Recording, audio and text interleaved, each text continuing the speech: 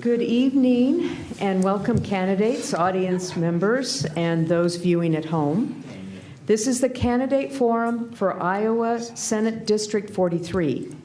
I'm Eliza Willis, a member of the League of Women Voters of Johnson County, and I will be the moderator for this evening's forum.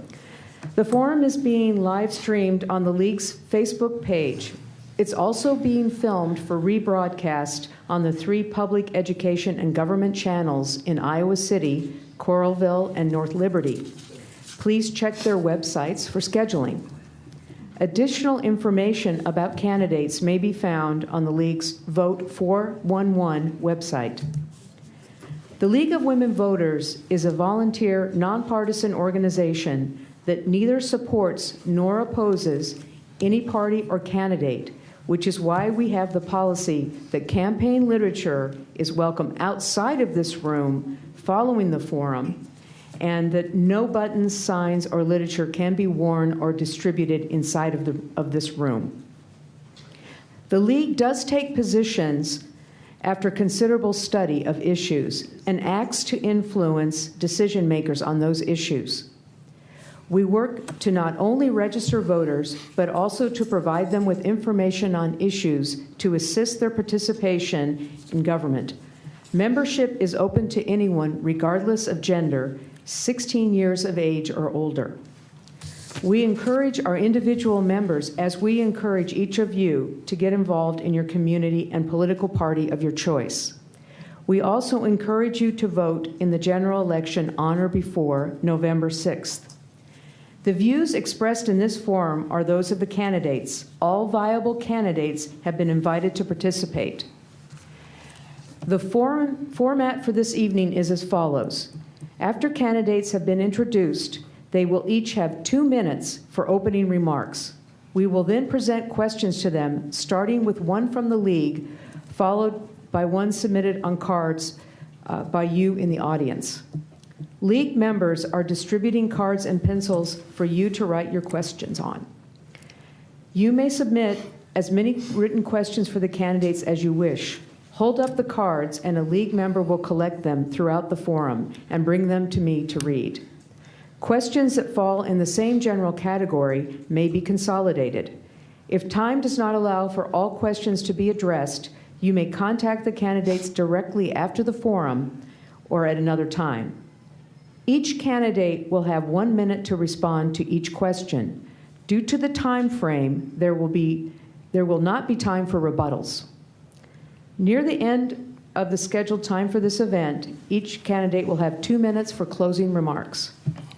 Speaking order will be rotated throughout the evening. There is a member of the League in the front row who will be our timekeeper, using cards to alert candidates when time is about up and when it is up. Tonight, we have 2 candidates running for 1 seat on the ballot for a 4-year term. Joe Balcombe, who's the incumbent, running on the Democratic ticket, and Pat Ronkowitz, who's a challenger running on the Republican ticket. Let's get started with opening statements. Please speak directly into the microphone so that you can be heard here and over the televised broadcast.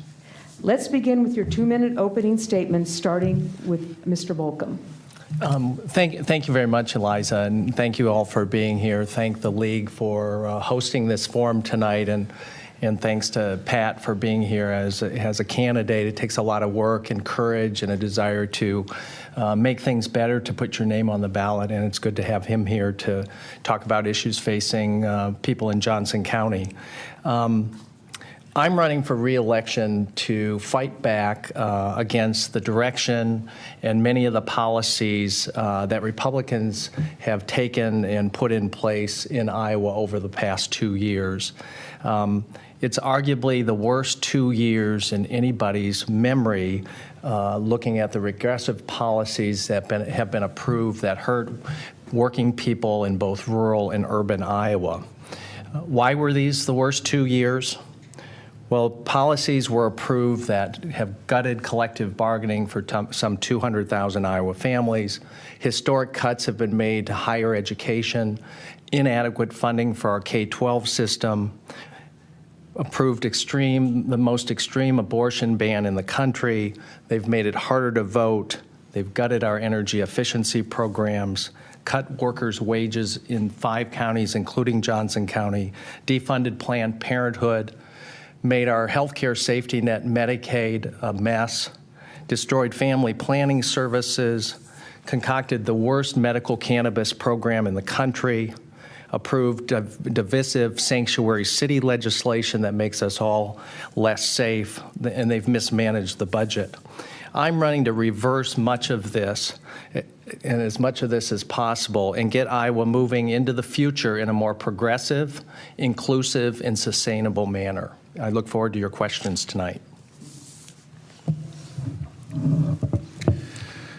Good evening, everyone. Thank you, Eliza, and to all the members of the League of Women Voters for hosting this. Thank you, Joe, for those kind words at the beginning. My name is Patrick Kronkowitz. I am a Marine Corps veteran. I served from 2011 until 2015 as a chemical, biological, radiological, nuclear defense specialist. I'm currently a senior at the University of Iowa.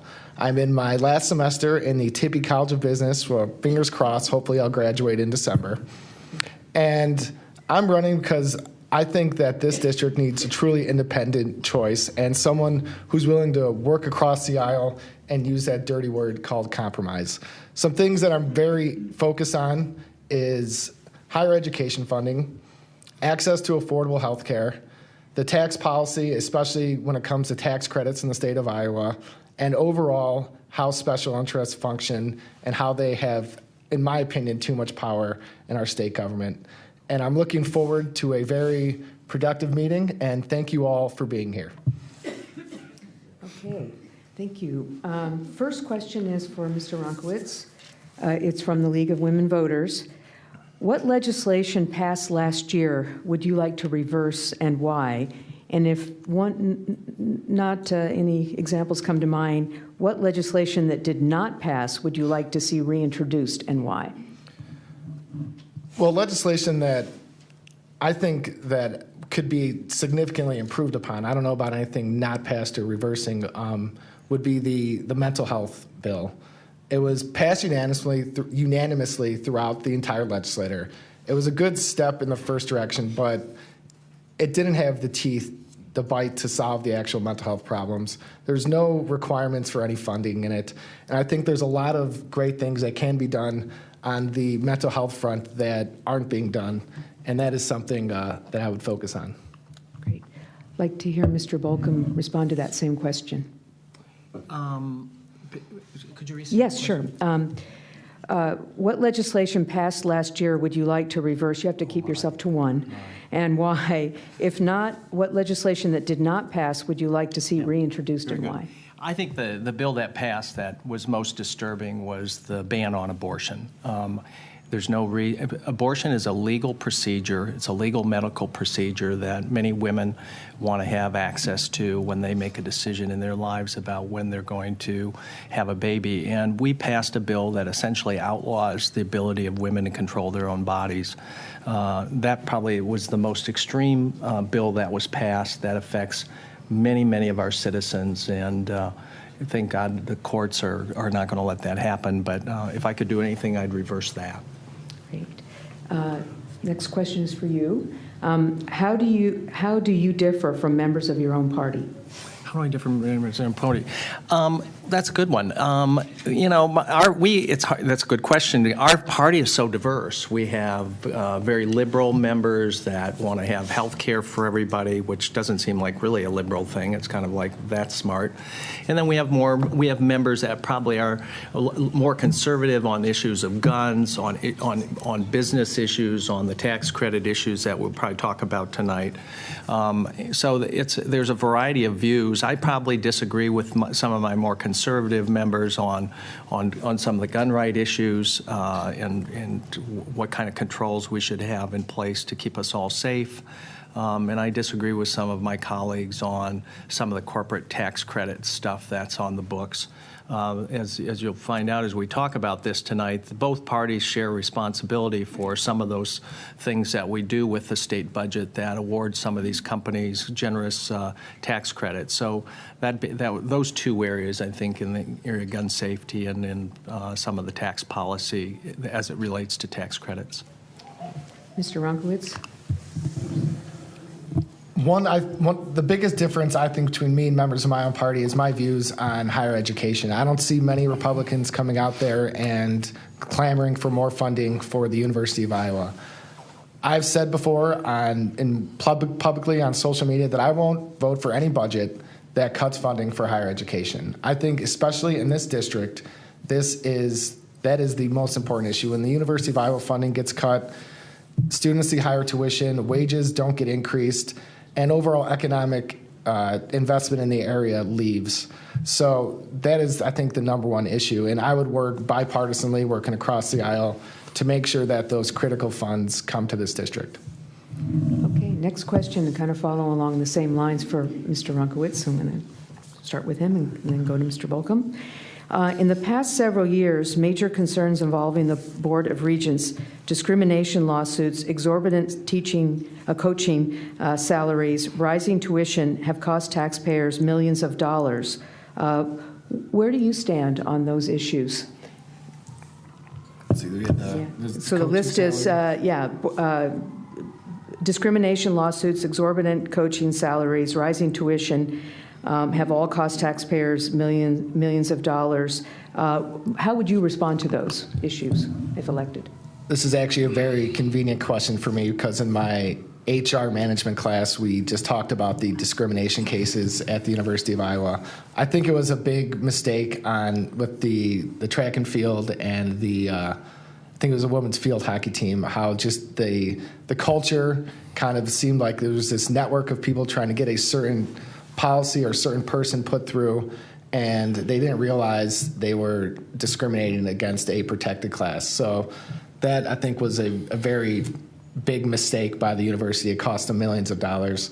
The coach's salary right now, this is for the first time ever that athletic funding isn't just funding athletics. Funding for athletics, or the money from athletics, used to just stay in the athletics. Now it's actually going out and funding certain other parts of the university. So coaches' salary, if we're paying the coaches high money, but they're bringing that more money in by being successful coaches, and that money's going to the university, I think that's all right. Yeah, the interesting questions. The Board of Regents is appointed by the governor to oversee the public universities and the policies that go on at the public university. I think they've made some mistakes in their HR function here, especially with these discrimination cases. I think the courts found that we've screwed up. I agree that we should see more revenue coming from the athletic side of the department or athletic side of the enterprise here into the general education fund of this institution. We're here principally to educate kids, do research and public engagement. It's great to have wonderful sports and athletics, but sometimes I worry that they are like the major focus of this institution. I think where the Board of Regents and in some degree the administration of our three public universities has really failed over the last couple of years to make a case for what's at stake when we do not fund these institutions. I think they've kind of thrown in the towel on working with members of the General Assembly, with legislative leaders on the state appropriation, and that obviously puts pressure on these institutions, and that's something that needs to improve both at the Board of Regents level and in the administration of these institutions. Okay. Next question is for you, Mr. Balcombe. In view of the most recent sexual harassment allegations in the legislature, what additional steps do you think need to be taken to avoid that problem in the future, address that problem? Well, over the last legislative session, we had a number of circumstances. The Senate Republicans lost a lawsuit for some sexual harassment of staff. We had one of our members accused of sexual harassment during the gubernatorial campaign. So it is clearly an issue.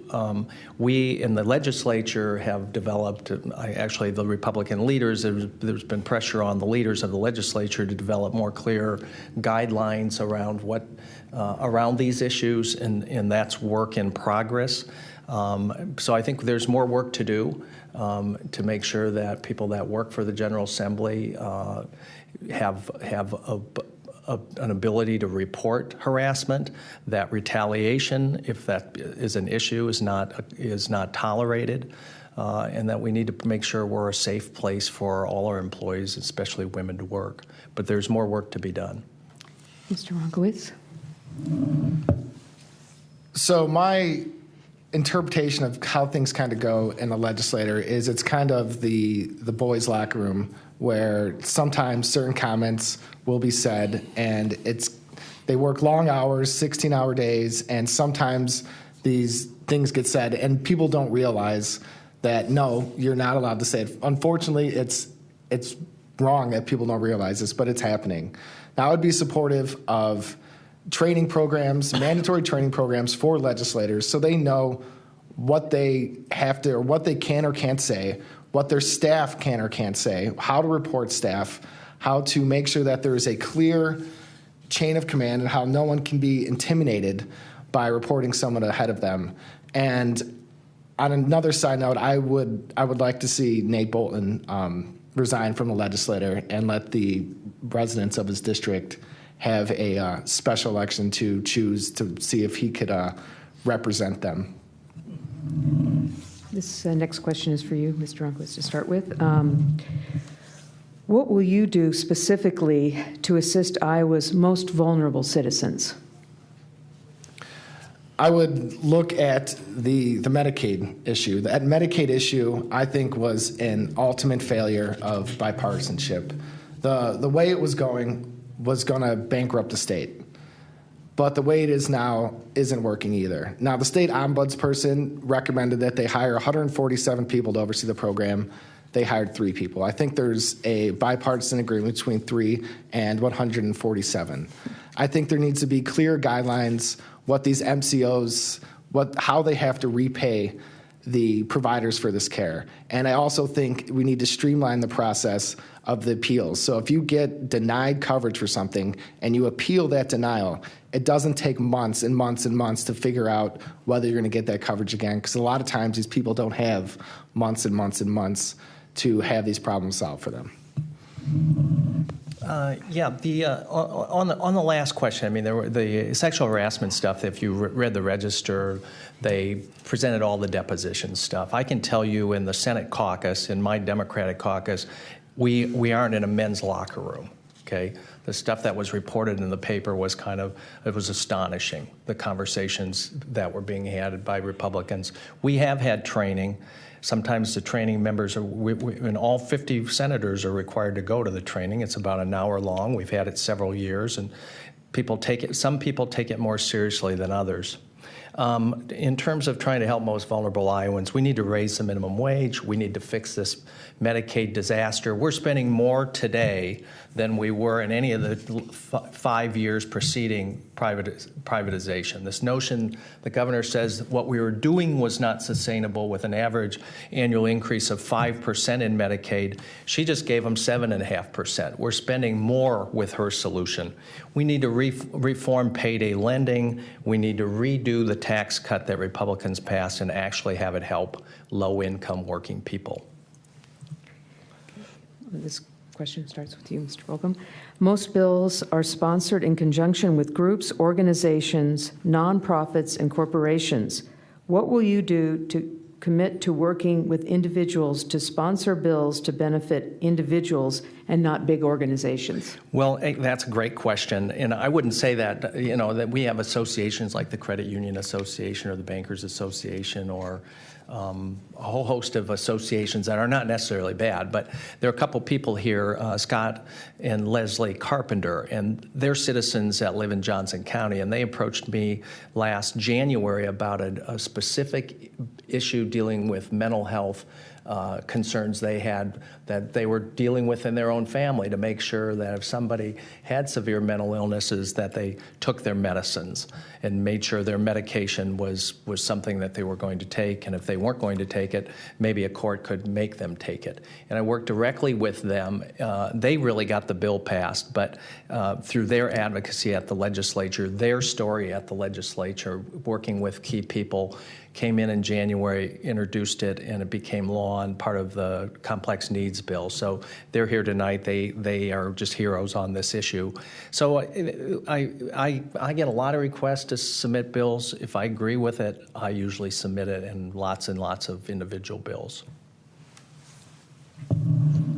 Well, I think the number one thing that a legislator could do is not take the money from these organizations. These organizations approach legislators and they essentially tell them what the bill has to say. And the legislators are afraid to stand up to them because they're afraid to lose their money. And it's really heartbreaking how this works on the left and the right, where we'll see the credit unions come in and say, run slick PR fronts and give legislators thousands and thousands of dollars. And then suddenly these institutions that operate as banks do, giving out big loans, and everything that a bank does pays next to nothing in taxes. So I think for people to be totally disassociated from these groups is to not take their money and not become beholden to them. You can listen to them. They're experts in their fields. They could provide all the statistics you want.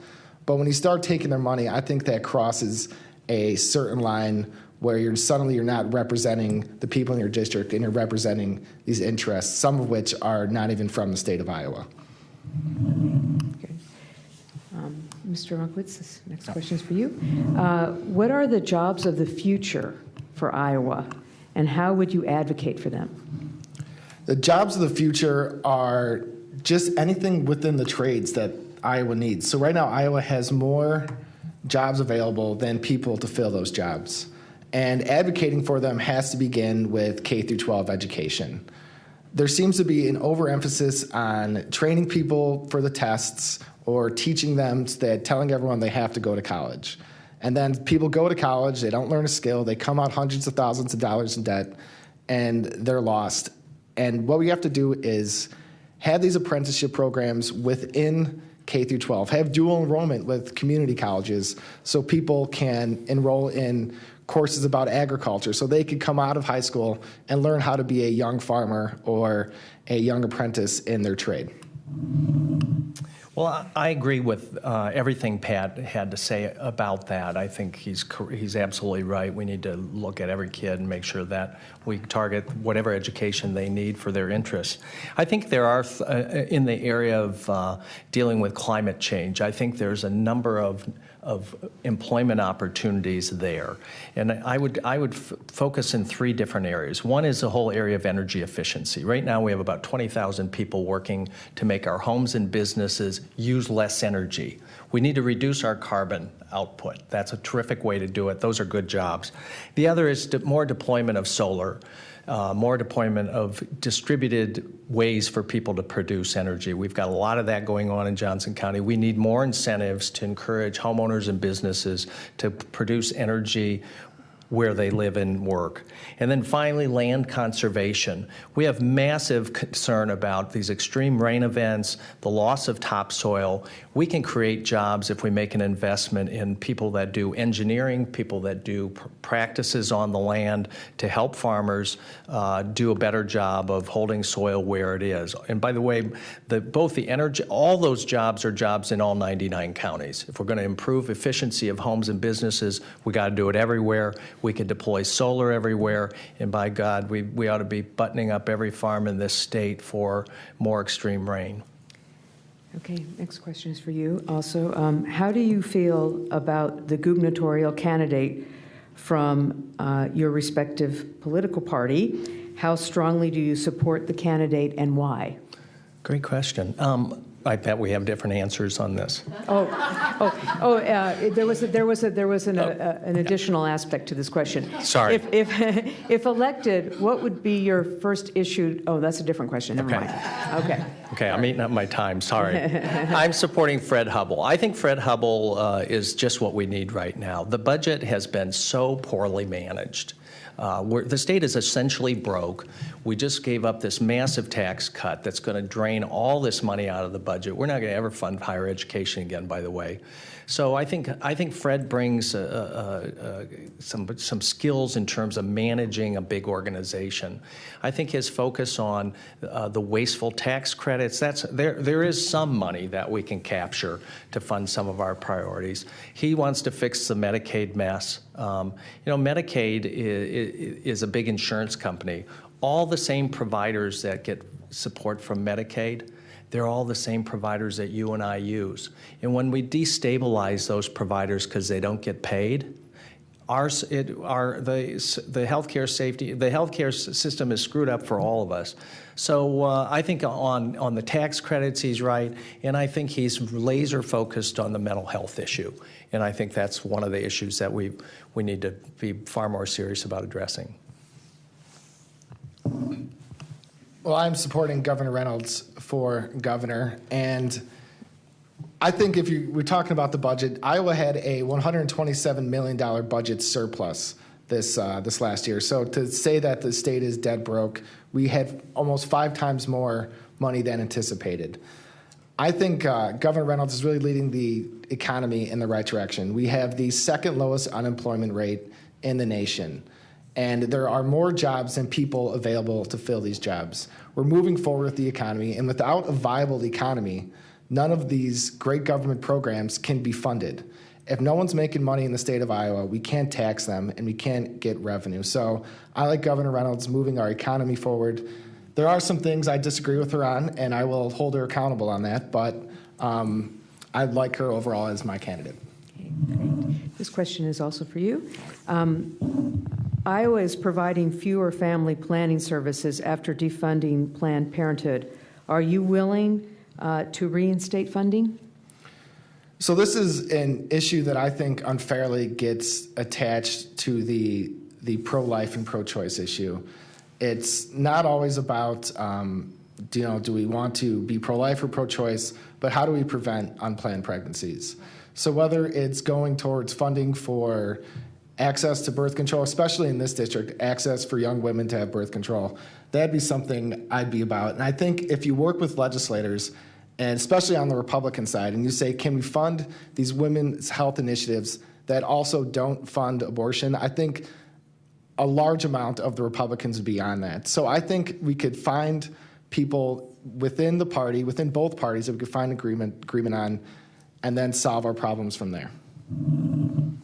We had a very successful family planning program that had us having some of the lowest teen pregnancy rates in the country, largely due to the extraordinary work of Planned Parenthood.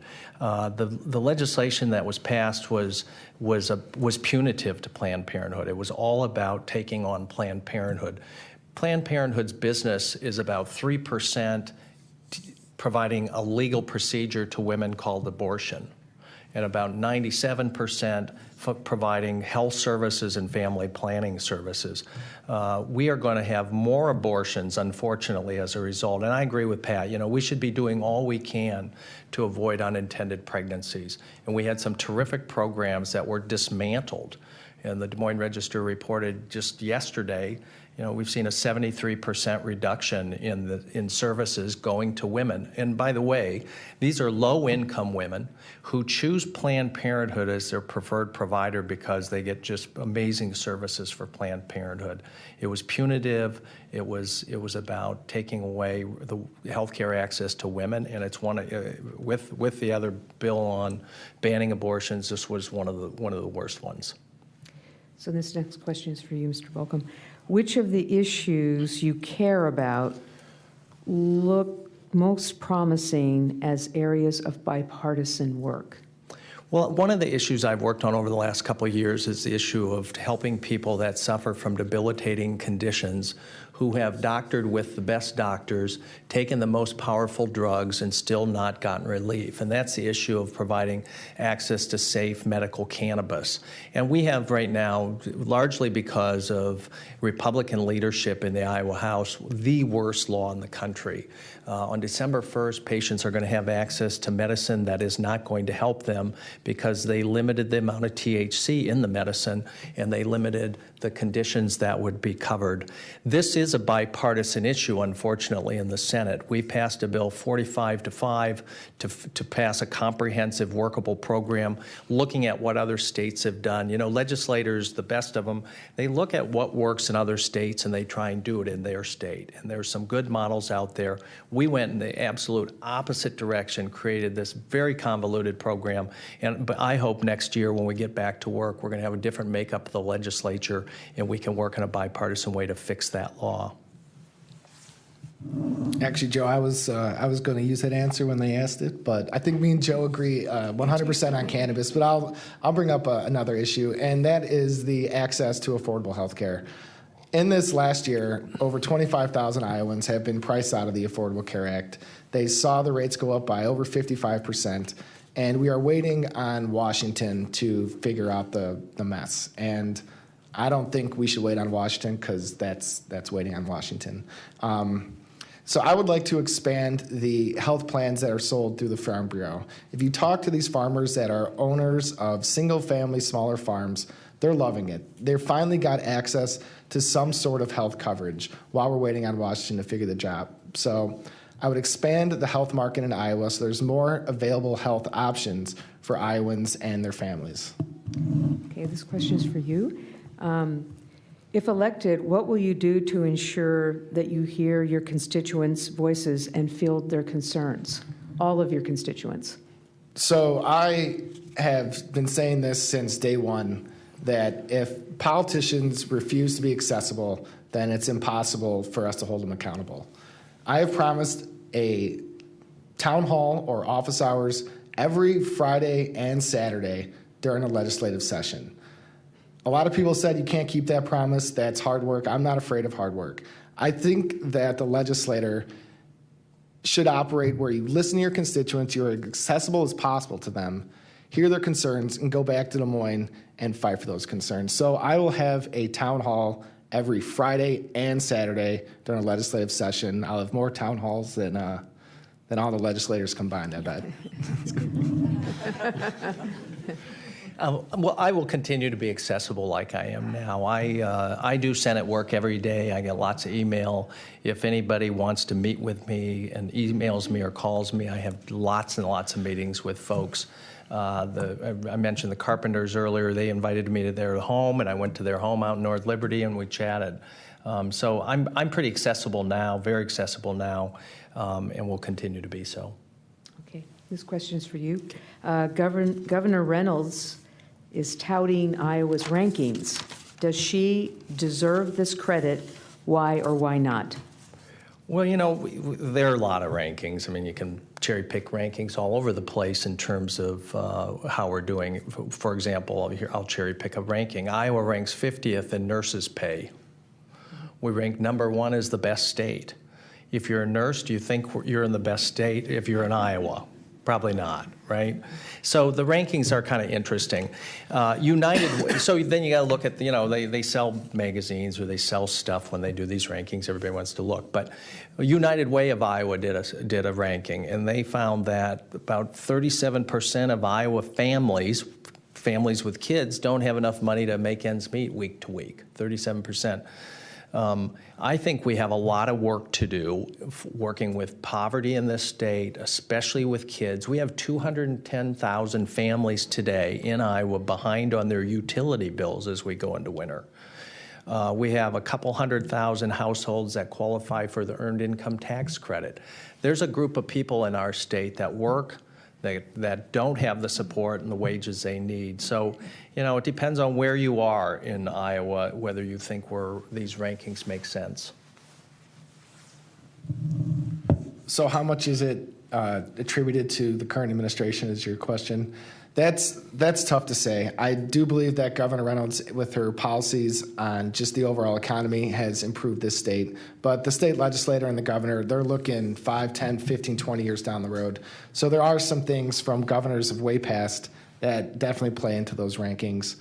But I think those rankings were pretty complete. They used 175 different metrics to compile them. Yes, Iowa has work to do in a lot of areas, but overall, I think we're performing way better than a lot of states, and I think we should try to continue on that path and keep moving forward. Okay, this next couple questions are related to the environment. First one is, how far are we from a bipartisan support for an urban-rural water cleanup bill? That's a bipartisan urban-rural cleanup bill. Yeah. The problem with the legislator is they seem to, it's always like a little nitpick. We'll kind of chip away at a problem, and a whole comprehensive bipartisan bill, I'm not too optimistic about it. I would like to see it happen. I think the water quality bill that came through last legislative session was a good step in the right direction. I think it's one of those things that needs to be constantly monitored. Just looking at Flint, Michigan, and how horrible that whole situation just festered with no one monitoring it, and it's still not fixed. And I would hate to see something similar like that happen to Iowa, but a monumental bipartisan bill, I would like to be optimistic and say that's possible in the legislature, but that's not always how government works. Well, the legislature in general is about raging incrementalism. I mean, as Pat points out, I think, I put a term to it, but we do things in little bites and little steps, generally speaking. I think until agriculture in Iowa generally comes to the table and faces up to the impact that climate change is having, we have a soybean crop right now in large parts of the state that can't be harvested because of this extreme rain we've had for 6 weeks and at a time of year when it's supposed to be dry. I don't think we're going to get to solutions. I mean, we need a funding source, not only from people in town, which is the only thing I see is real, but we need an investment from private landowners to take better care of their property. And that's a challenge when you have 60% of our farms owned by a landlord. And what incentives can we put in place to bring landlords to the table to manage that ground better? But so I think it's going to be a challenge until we have kind of a come to Jesus moment on the need for some more urgency around this issue. Okay, follow-up question. How can both parties work together to help family farms survive instead of blaming them for every ecological crisis? That's a great question. I mean, it's pretty clear we're going to have to work together, people in town and people in the country, if we're going to solve the environmental problems around water quality. You know, solving the water quality problem is also the front and center piece of that is doing a better job holding soil where it is right now, because when soil leaves the land, it carries these pollutants with it. And we've got to do a better job of that. And I know that some in agriculture think they're the target of a lot of concern from urban Iowa, but I think at the end of the day, the only meaningful long-term solutions we're going to find is those that we work together on. And again, I mean, maybe it's a little bold to say that agriculture needs to come to the table and begin to talk about these things, but people in town are talking about them. We need a partner on the land to join the conversation. So I have a saying with agriculture that I'm sure a lot of you've heard before. It's soil health creates wealth. And when the soil is healthy, the farmers make more money. It is in their best interests to protect the land that they work and that they own. So I think communicating that fact, especially to younger generations, that the land that they own isn't just looking at it as a precious part of the environment. That is your livelihood and that is your well-being. And if you're a smaller farmer and you destroy that land by not following the soil health patterns or the nutrient reduction strategies, you're going to be out of business 10, 20, whatever years from now. So I think communicating this fact and also teaching ag education in schools to make sure that these young farmers know that there is a way forward and that we can all work together on this issue. So following up on that, do you support the President's memorandum to the EPA, which was on April 12, 2018, that calls for more cooperation with business, specifically on alternative compliance to help Iowa businesses grow? And I'm not exactly sure what that's after. The person mentions monitoring over modeling. Does that ring a bell for you? Not primarily. Can you state that again? Do you support the President's memorandum to the EPA that was passed, or that he issued April 12, 2018, that calls for more cooperation with businesses? So I think this is to have less regulation and more cooperation. So Joe just said might be the waters of the United States. Waters of the United States, oh yeah. Yes, I would support the Waters of the United States Act. That a dry creek bed could have been regulated by the federal government on a farmer's land. The way that it defined an open body of water was so restrictive that these farmers were afraid to make a move in any direction. And the economy and the economic well-being of these farmers, you could see what was happening to them with that. And I might disagree with the president now on this certain the trade nonsense, I'll say, that's going on. But I think this open waters thing was really preventing farmers from achieving their full economic potential, and it didn't really help the environment at all either. It was just a restrictive policy on farmers. Yeah, I actually think it was a phony issue that was used to gin up support among farmers for the Republicans. It affected like 2 or 3% of lands, and it was used as kind of a big club to beat up politicians, one side against the other. It's kind of like we went through for 6 years the whole repeal and replace mantra. The Waters of the United States was for rural Iowa what was repeal and replace was for the whole country. So I think it was kind of a phony issue. Governor Reynolds jumped on board and cheered when that went down. But I think substantively it would have very, very little impact on Iowa farmers. They were convinced otherwise, unfortunately. Well, continuing on the theme of water, the water quality bill that was passed was a joke. My scientific opinion. The commentator, speak to what you would actually propose to clean surface waters, and how would you fund a multi-billion-dollar infrastructure bill?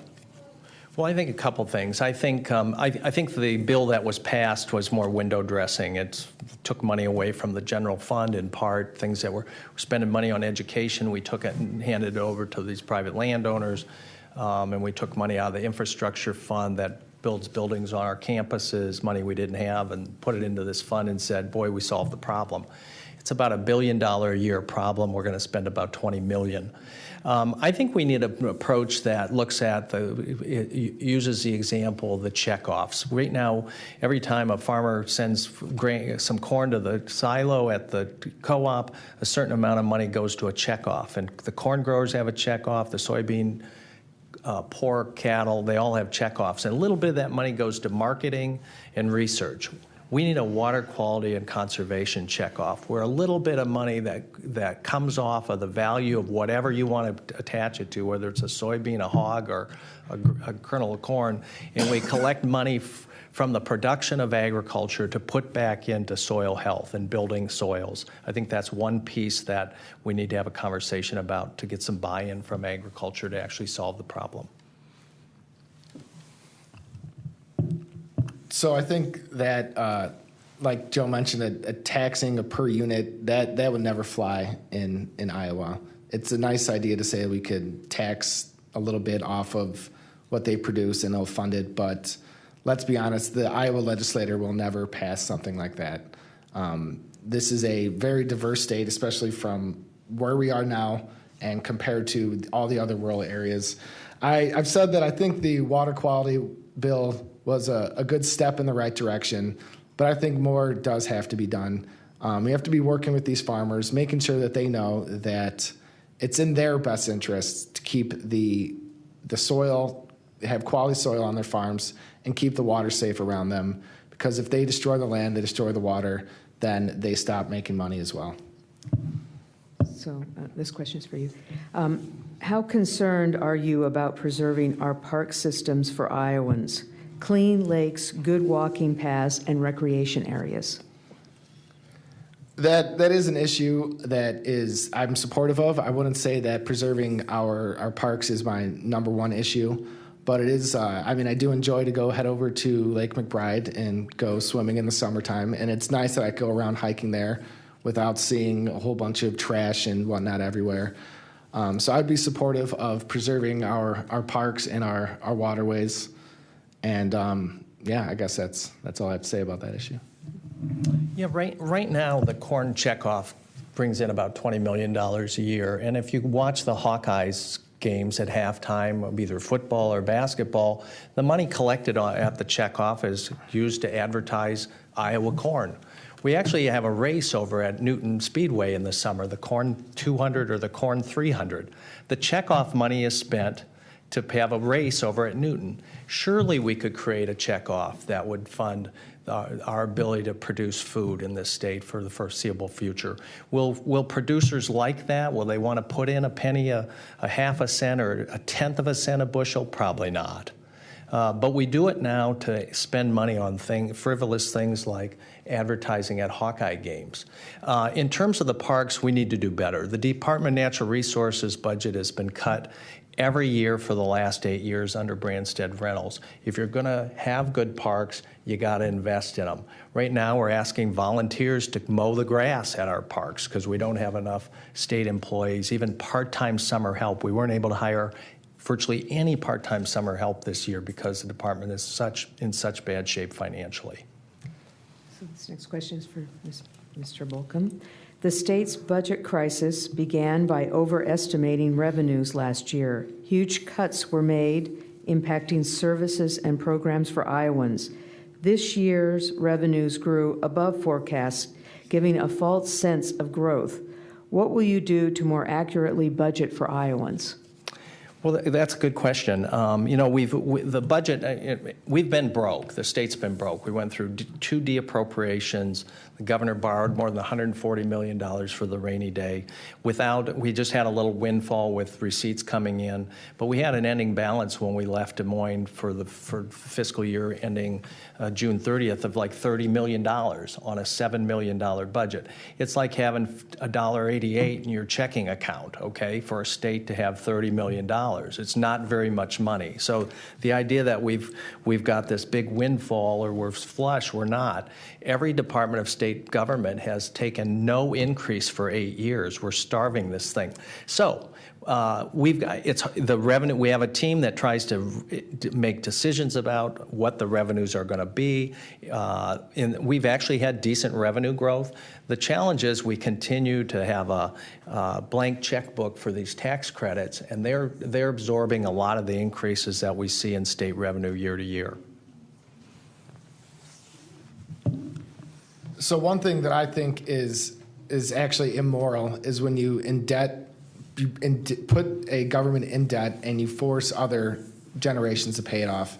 Right now, we are still paying off debt from previous administrations that could be on things like higher education, on water quality, because they moved too fast, they promised too much, and now we're paying debt off of that. So I just have a simple philosophy of don't spend more than you take in. It's pretty simple. And you listen to conservative estimates too. If you spend more than you take in, once you go in debt, paying off the interest of that debt with taxpayer dollars is just, I think it's immoral, spending more than you take in, because it hurts everyone within the state. So I will be a hawk on that budget to make sure that we are not going over and spending more than what we take in. Next couple of questions are about firearms. First question is, in the past 2 years, there have been bills passed that were ill-advised. Among them was Stand Your Ground and setting up a secret list of people who have a permit to carry. What will you do about these and other gun laws in Iowa? And if you could also comment specifically on the constitutional amendment that passed in the last session. So I'm supportive of the gun laws that have been passed. I think Iowa has one of the lowest gun crime rates in the nation. I think we have the correct balance of safety and checks and making sure people can access to weapons that should be allowed to access weapons. Other states, you could have a concealed carry off of nothing. Here in Iowa, you have to pass a course, pass a test, and then you can have a concealed carry. I think Iowa right now has a perfect balance that protects the rights of law-abiding gun owners and also has the safety of the public in mind. And the constitutional amendment? I would support that.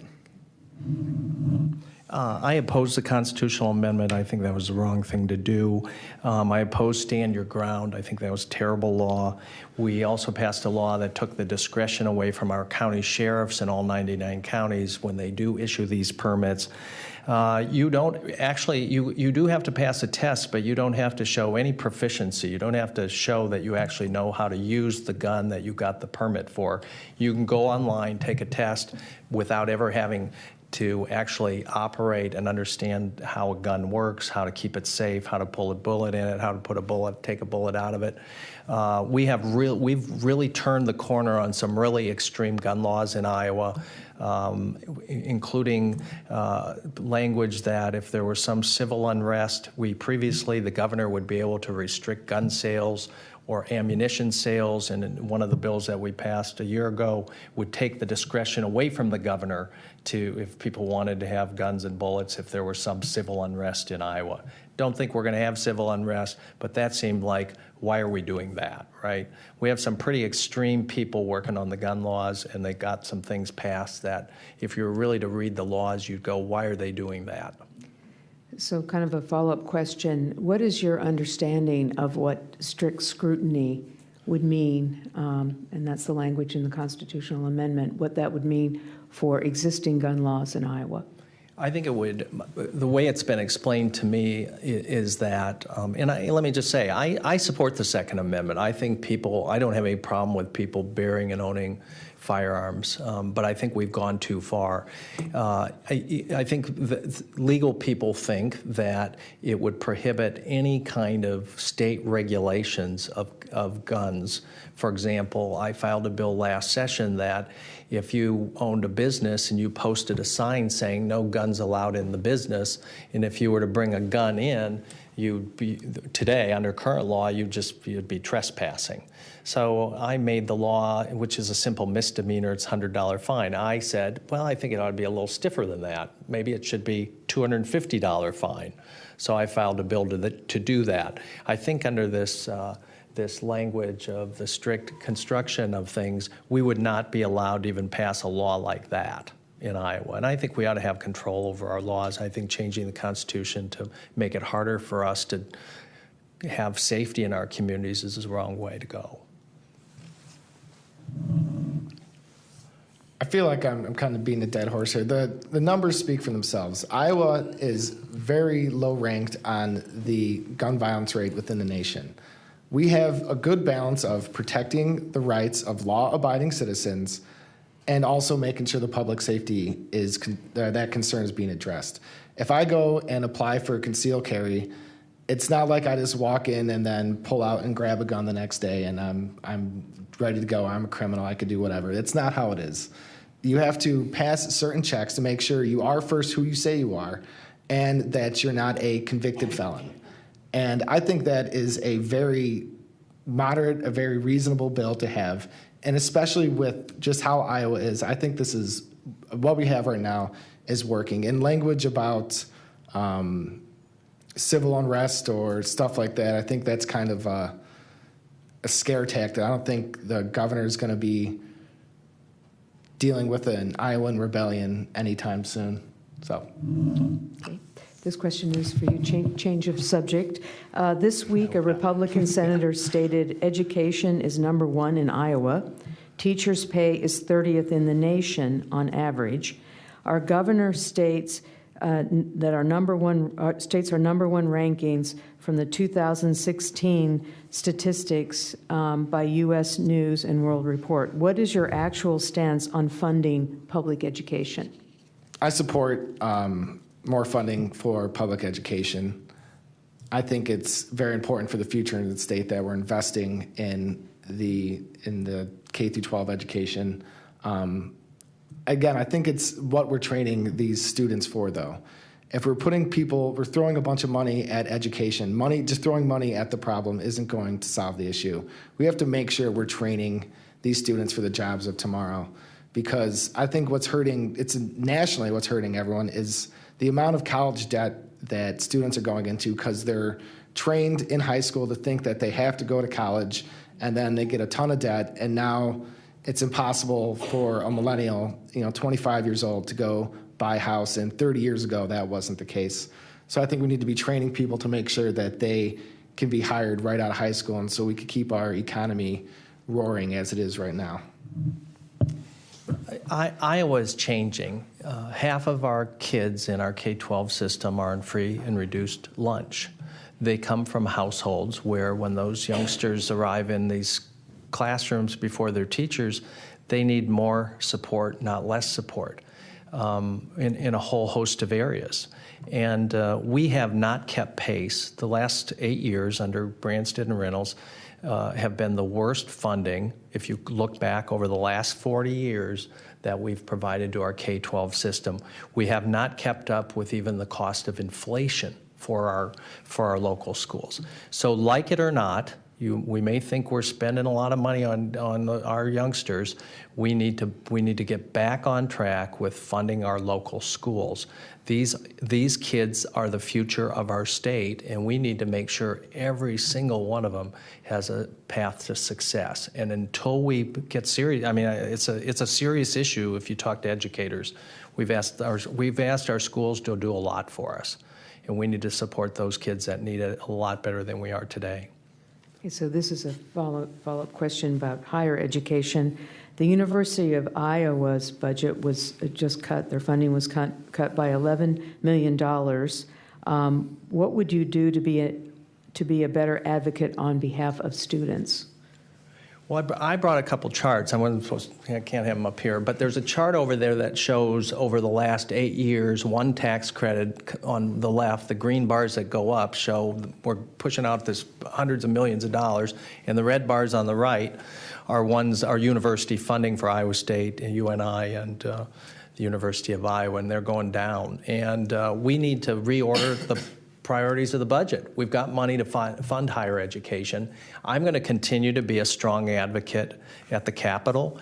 We need a more aggressive effort by the administration of this university to develop relationships with people that make decisions about this. It is frustrating to go to the Capitol and over a couple sessions go backwards, right? We need money, not get any money. We need money, take money away. I'm frustrated, but we can't throw in the towel. And our university presidents need to step up their game because in Iowa, people still respect these people. They still respect these presidents, and they have a lot of power to make the arguments, and they need to do a better job of it. I think the best way to advocate for these, for the region schools, one, I will vote against any budget that cuts funding for region schools. But to advocate for them, especially to more conservative members of the Senate who we have to win over, is show them the great things that the universities are doing in so many different realms. I feel like that the universities get a bad rap. There'll be some bad press about a certain issue with the student org restricting certain membership or some sort of little waste at the university, and it kind of paints this picture that the University of Iowa or any of these universities are the castle on the hill looking down and there's some sort of elitists, and that's not the case. And a lot of the legislators unfortunately see that. So I would present the image of the great things that the University of Iowa is doing every single day. Yes, there are some things they need to work on, but the vast majority of the things are great. And I'd like to sell those ideas and show other conservative legislators funding higher education needs to be a priority in the state. Okay. Tariffs on ag crops are still in negotiation. Do you believe Iowa farmers can get back trading partners they may have lost? Are Iowa farmers financially solvent enough to withstand these financial losses? I wish I could give you an honest prediction on what that's going to happen, but just judging on how things work in Washington, it's hard to predict. And it's very concerning with these tariffs. I've talked about it, that I'm against these tariffs.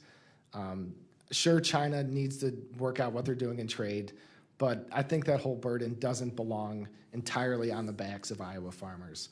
And what's so disheartening about this is, as the farming population continues to get older and older, if these tariffs keep going, they're going to put these older farmers out of business, and now younger generations aren't going to be able to own the family farm, and we are going to be decimating a sustainable farming population in our state. So I hope the tariffs situation works out well, but I think it's something that we need to have the utmost concern about if it doesn't. Yeah, I agree with everything Pat said on this. It's extremely concerning to Iowa egg producers who, for the most part have taken it with their chin up, right? A lot of folks supported the president, and it's hard to be critical of him, but we've lost a couple $2 billion in value here in terms of our commodities, and there's no end in sight. So it's just a very concerning situation, and probably a wake-up call for folks in agriculture broadly about markets and about how markets are going to change, and how, if you rely, we pretty much have an export farm economy here. We depend on exports wherever they're going. And I think this is a wake-up call about the markets and the stability of markets going forward. I know there are people that are concerned that we're going to lose these markets and be out in the cold. So smarter people than us will hopefully figure this out. So next question is for you. I'll start with you, Mr. Balcombe. If elected, what would be your number one issue to work on right away? Right away. Well, I think the most pressing issue is fixing the Medicaid program. There's so many people that rely on this safety net that is in tatters right now, providers not being paid. Those same providers provide you and I the health care we need. We need to shore them up. And of course, beneficiaries, people are worried that they're going to lose what they need. And so we've got to bring some stability to that. And I think that the election, this is the first general election since Governor Branstad unilaterally said we're going to move this $4+ billion enterprise that affects 600,000 people over to these Wall Street insurance companies. This will be the first time Iowa voters will have a say-so in whether they think that's a good idea. So I'm hopeful that Iowans will say we've made a bad decision, and I think over the next 2 to 4 years we need to transition to a more sustainable, better health care system for folks. The other thing I'd say is that I hope everybody gets home safe tonight, but Medicaid's there for all of us. Should you have a catastrophic illness or injury, Medicaid is your safety net too, and we want to make sure it's there for you. So my top priority, I talk about bringing the state Senate seat more locally, and that's the University of Iowa funding. It is the biggest economic driver in our district. There's no denying that. And funding for the university, when it gets cut, it either directly or indirectly negatively impacts everyone in the district. Businesses in the district are making less money because students now are paying more money to tuition. Wages are going down. There has been a moratorium on construction. I live right by John's Grocer. The amount of times I see a construction worker in John's Grocer buying one of the $5 chickens there is every time I'm in there. They're not here buying now products in the district. So restoring funding to the University of Iowa, ensuring that those vital funds are here so we could grow as a community. This question is for you. In this time of polarization, how would you ensure that you represent all constituents in your district? You have to listen to them, and with that, when people are angry with you, you have to understand their anger.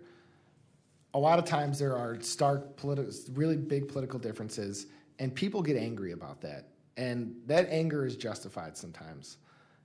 And you have to listen to that anger, figure out where they're coming from, and, of course, engage them. And I've talked about it. I will have a town hall every Friday and Saturday during a legislative session. If you're not engaging the people, you're not hearing what makes them angry, I think it's impossible to be a representative for all of the constituents in the district. Yeah, I think that's a great answer. I agree with that. I mean, I think people, you know, one of the things I think we haven't done a good job of, and this is both sides, is listening to people, is meeting people where they are, understanding what people's concerns are.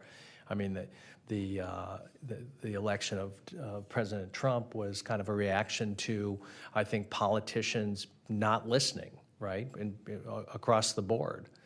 Here's a non-traditional guy that's come forward, going to come in and turn things upside down, and you know, people were ready for that, unfortunately. And I think it's a result of the politics in the country being polarized. But I think at the heart of it is we need to do a better job of going out, seeing people, listening to people, and trying to bring their issues